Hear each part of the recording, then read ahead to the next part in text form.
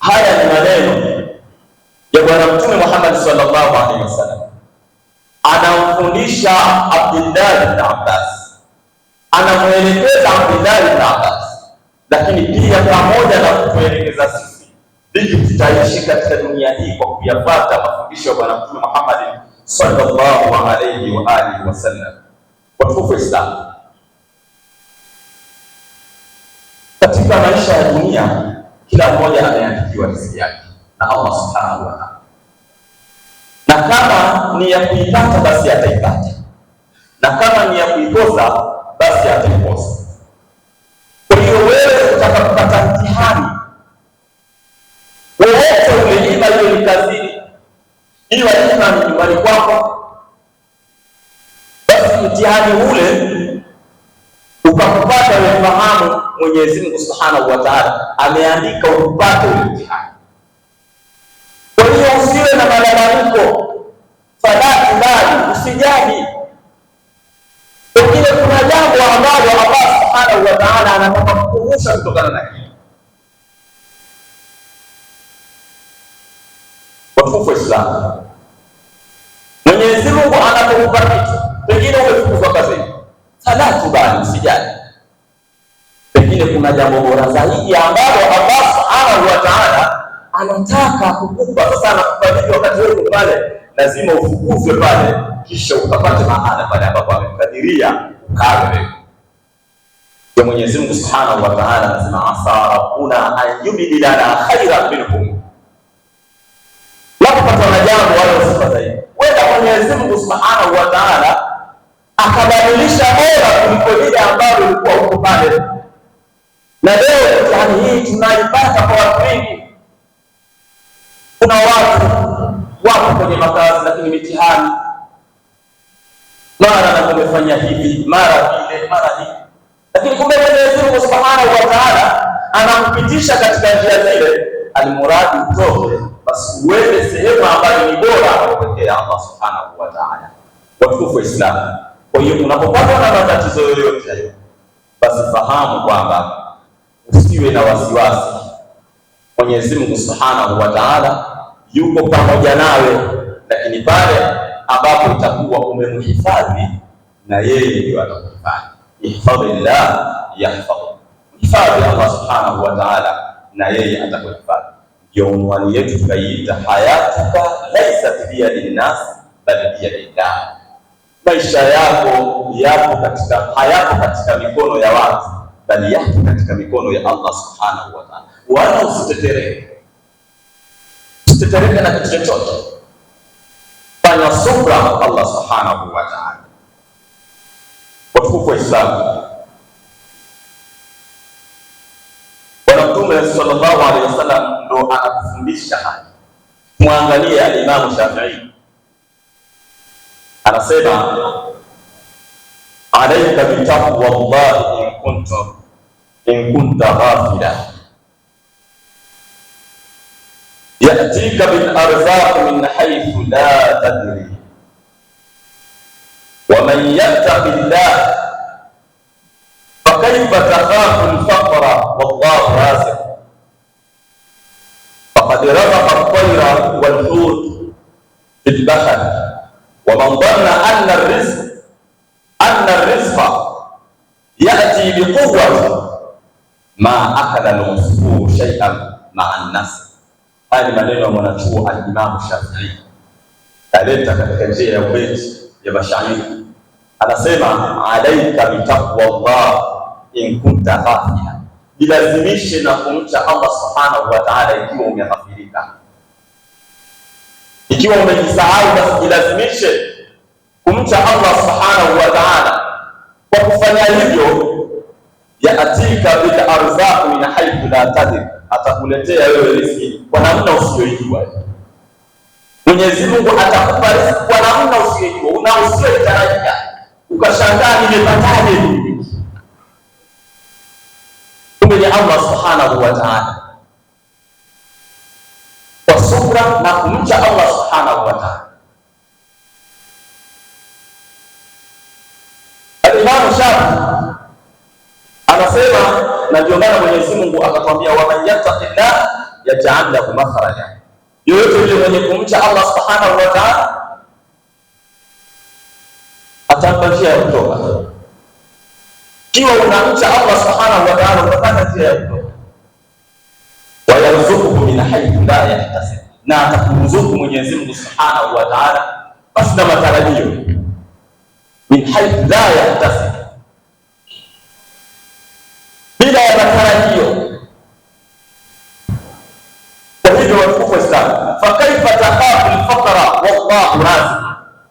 Al-Imam Shafi'i anasema, vipi unaogopa umaskini, unaogopa ufakiri, wallahu raziq, ya kuwa Mwenyezi Mungu subhanahu wa ta'ala ndio mwenye kuruzuku.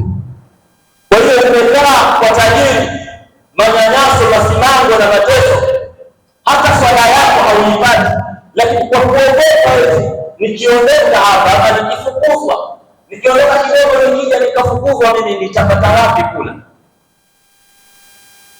Eti mtu anawaza hivi. Wapo maofisini kidogo mtihani wapa, ibada hazipatikani kwa watu kuogopa matajiri zao. Wametoka katika tawakkul ala Allah, kumtegemea Mwenyezi Mungu, wameondoka kabisa katika kumtegemea Mwenyezi Mungu. Hawapo, wanategemea wanadamu wenzi wao, kitu ambacho si cha sawa, kwa sababu maisha yako na riziki zako na kila kitu chako katika dunia hii ni Allah subhanahu wa ta'ala, na si wengine wa aina yoyote. Huko ni kujifedhesha na kutoka katika misingi ya Allah subhanahu wa ta'ala. Leo huko maofisini, ndugu zangu katika imani, ni mtihani, na kama wako humu basi wanajua wenyewe, bali insana ala nafsihi basir, wanafahamu namna wanavyoishi na matatizo zao, namna wanavyoishi na waajiri wao, waajiri zao, vipi wanapitia changamoto hizi za kutokumtegemea Allah subhanahu wa ta'ala na kutegemea kiumbe mwenzake, kuona mimi nikifanya hivi akikosa hapa kazi sina, wapi nitapata kula na wanangu? Watukufu wa Islam, si hivyo. Huyo unayemuona kwamba ukiondoka atakuja kufukuze, haja kupasua mdomo wako na wala haja kupa tumbo. Yupo aliyefanya kazi hiyo, ni Allah, na ndio Raziq, ndio mwenye kuruzuku. Watukufu wa Islam, tumtegemea Allah subhanahu wa ta'ala. Haya maneno, hadithi tuliyosoma ni kwamba anaambiwa Abdullah ibn Abbas, lakini na sisi tujifunze kutoka hili, ili kwa Mwenyezi Mungu subhanahu wa ta'ala tukapata salama. Watukufu wa Islam, vipi unaogopa ufakiri ama unaogopa umaskini wakati Mwenyezi Mungu subhanahu wa ta'ala ndio mwenye kuruzuku? Faqad razaqa at-tayra wal-huta fil bahr, Mwenyezi Mungu subhanahu wa ta'ala anamruzuku ndege na samaki aliyokuwa baharini. Vipi wewe mwanadamu uliyepewa mikono miwili, macho mawili, miguu miwili na akili ya kumwabudu Allah subhanahu wa ta'ala, asikupe wewe riziki ikiwa ndege na samaki baharini wanapata riziki? Ndio Bwana Mtume Muhammad sallallahu alaihi wasallam anakwambia, lau annakum tatawakkaluna ala Allah, lau mngelikuwa ninyi mnamtegemea Mwenyezi Mungu subhanahu wa ta'ala kwa ukweli wa kumtegemea, haqqa tawakkulihi, kwa ukweli wa kumtegemea, basi anasema la razaqakum kama yarzuqu at-tayra, angekuruzukuni kama anavyoruzuku ndege. Kwa sababu anasema ndege anatoka katika kiota chake asubuhi ikiwa tumbo lake ni jeupe, halina chochote, lakini akirudi tumbo limejaa. Kwa hiyo tukiwa na tawakkul ala Allah, Mwenyezi Mungu subhanahu wa ta'ala ataturuzuku sisi. Kwanza nyoyo zetu zitakuwa zimetulia, lakini pia ataturuzuku sisi kama anavyoruzuku ndege. Ndege ambaye anatoka akiwa ana njaa na anarudi nyumbani kwake akiwa ameshiba. Muulize huyu anatoka anaenda kufanya kazi gani? Huyu ndege anaenda kufanya nini? Hana uwezo wa kushika jembe, hana uwezo wa kushika panga, na wala hana uwezo wa kwenda kufanya kazi. Pengine atapata senti za kwenda kununua kitu wakati, lakini anatoka tumbo ni jeupe, anarudi akiwa ameshika. Ndio Allah subhanahu wa ta'ala anayepaswa kutegemewa sabuni katika imani. Wa man dhanna anna rizqa yati biquwwa, na yeyote yule anayedhania kwamba riziki inakuja kwa sababu ya nguvu, kwa mimi nina nguvu, harakati pilika za huku na kule, zile harakati nyingi, yeyote anayedhania hivyo anasema ma akala al-usfuru shay'an ma'a an-nas, ndege asingekula. Huyu ndege asingekula chochote kwa sababu hana nguvu na hana uwezo huo. Watukufu wa Islam, tumtegemea Allah subhanahu wa ta'ala ukweli wa kumtegemea, na endapo tutafanya hivyo, basi nyoyo zetu hazitokuwa na mashaka yoyote, na tutatoka katika kumtegemea mwanadamu, tutaingia katika kumtegemea Allah subhanahu wa ta'ala. Wallahu tabaraka wa ta'ala yaqulu wa biqawlihi yahtadi al-muhtadun فإذا قرأ القرآن فاستمعوا له وانصتوا لعلكم ترحمون. وقال عز من قائل العليم فإذا قرأت القرآن فاستعذ بالله من الشيطان الرجيم. أعوذ بالله من الشيطان الرجيم. بسم الله الرحمن الرحيم. من أعظم ما يجب حفظه من أوامر الله, na miongoni mwa mambo makubwa zaidi yanayopaswa kuhifadhiwa, miongoni mwa mambo makubwa zaidi yanayopaswa kuhifadhiwa zaidi, anasema ni as-sala, ni ibada ya swala.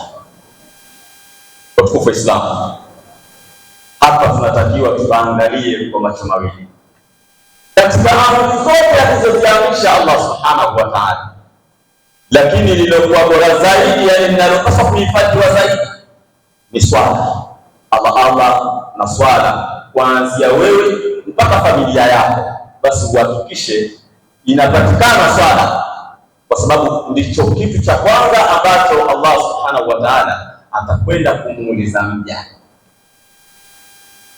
Jambo la kwanza ambalo Mwenyezi Mungu subhanahu wa ta'ala kukutana naye atakuuliza ni kuhusiana na swala yako, na ndio maana tukaambiwa hii kumhifadhi Allah subhanahu wa ta'ala, jambo bora zaidi ambalo litakuwa kuhifadhiwa, cha kwanza kimeingia nini? Ni swala. Kwa hiyo tumuombe Allah subhanahu wa ta'ala swala zetu zisiwe na mitihani, kuanzia sisi mpaka familia zetu. Inna Allaha wa malaikatahu yusalluna 'alan nabi ya ayyuhalladhina amanu sallu 'alayhi wa sallimu taslima. Allahumma salli Allahumma arda 'ala khulafai